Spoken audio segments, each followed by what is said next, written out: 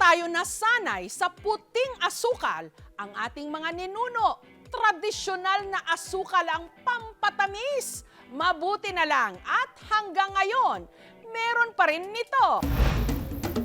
6 na beses kada araw, nag-aakyat manaog sina Michael sa mga nagtataasang punong ito sa kanilang bayan sa Tigbawan, Iloilo. Para itong nyog, pero ang bunga hindi hamak na mas maliit kesa sa buko. Ang tawag nila rito, buri. Pero ang pakay ni na Michael, hindi ang mga bunga ng buri, kundi ang matamis na tuba na nakokolekta nila mula sa itaas ng puno. Ito kasi ang ginagamit nila sa paggawa ng isang panghimagas na 8 dekada nang nagbibigay ng tamis sa mga ngiti ng mga tiga-Tigbawan. Ang kalamay sa buri. Bago sila umakyat, may dala silang bulo o sanggat sa buri para pangtapya sa ubod ng buri sa taas. Mas maganda, ma'am, kung mataas yung buri kasi matamis yung kanyang tuba. Pagdating nila sa tuktok, tinatapyasan ang katawan ng puno. Ang galon, isinabit sa itaas para dumaloy ang tuba.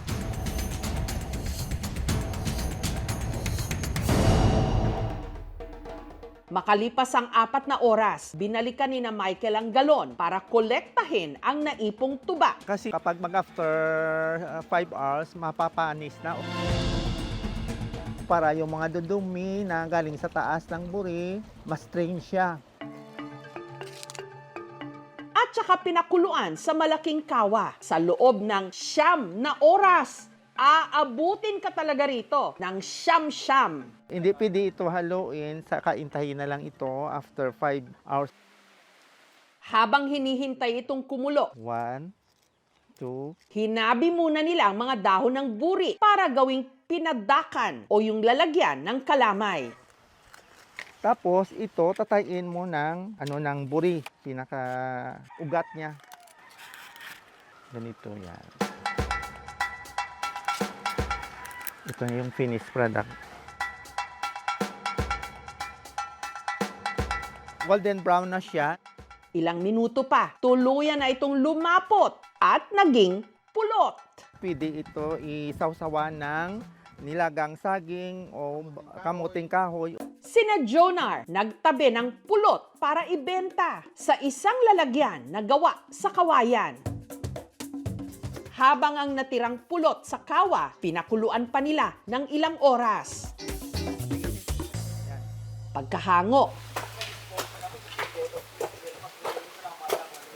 kanila itong babaldugin o hahaluin gamit ang tinatawag nilang baldog para itong sandok na lagpas tao ang haba. Gaya nito, ang lulutuin is more than 300 or sometimes more than 500. Kailangan maraming tao maghalo-halo nito.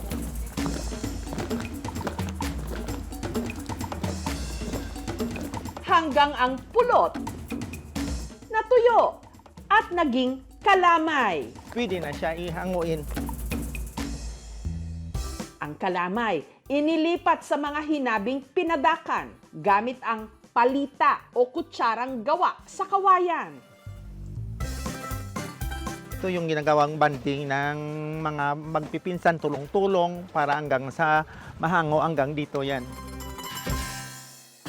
Hindi siya sobrang tamis. Napaka-perfect siya talaga sa mainit na kanin. Pwede talaga siyang pang-ulam. 1940s pa nung nagsimulang magluto ng kalamay sa buri ang ama ni Jonar. After World War II, 1946, my father and companions experiment how to make the kalamay sa buri para may hanap buhay naman siya. Ang kanyang ina na si Corazon ang naglalako nito. Di sadyain. Kasi adlaw may pira, ikaw kung magkapabinta ka mo.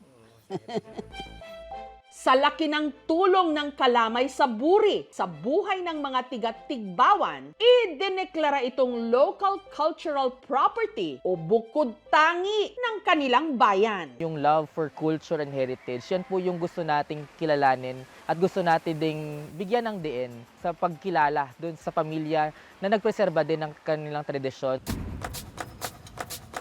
Sa Pozo Rubio, Pangasinan naman,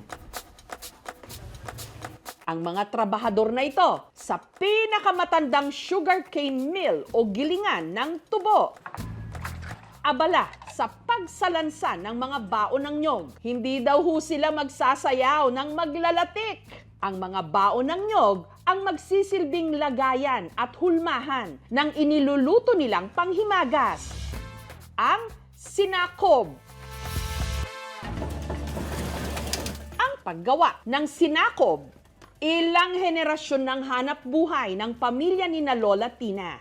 Ang sugarcane mill na ito ay minana namin sa biyenan ko noon. Para makatas ang tubo, isinalang muna ang mga inaning tubo sa gilingan. Pagkatapos malinisan, ibababa yung hose, tas direkta na po dun sa malaking kawa. Pinakuluan ang katas ng tubo hanggang lumapot. Sunod na inilipat sa isa pang kawa kung saan ulit ito pinakuluan. At hinalo ng walang tigil para raw hindi masunog. Binaba natin yung bomba kasi diretso ho yung pagkulo niyan. Baka matapon ho kapag hindi ho nilagay. Inihanda na ni na Jover ang mga baon ng nyog. Matapos pakuluan ang katas ng tubo, itinabi muna ito. At tuloy-tuloy na hinalo gamit ang mahabang kahoy.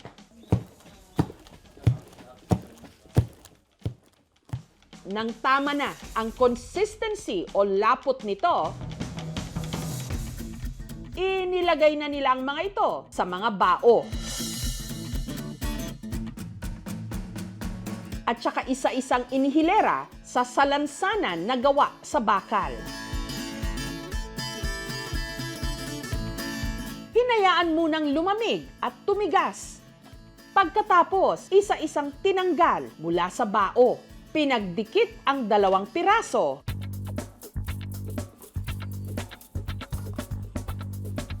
At nirepack. Kada pack ng sinakob, 60 pesos. Kakape ako, yun ang ginagamit ko na pang sweetener sa coffee. Mas malasa at tamis. Dahil sa minanang hanap buhay ni Tina sa paggawa ng sinakob, mas tumamis daw ang kanilang buhay. Nakapag-aral yung mga anak ko, saka nakabili kami ng mga lupa. Noong 1700s, isa tayo sa major producer ng asukal. Hindi lang sa Pilipinas, kundi sa buong mundo. Napaka-importante na ma-preserve natin yung mga traditional na pamamaraan ng paggawa natin ng asukal. Nagre-reflect kasi doon yung kultura natin. Sa susunod na mapangiti ka sa sarap at tamis ng ating mga kinakain, pasalamatan at alalahanin sana natin sila.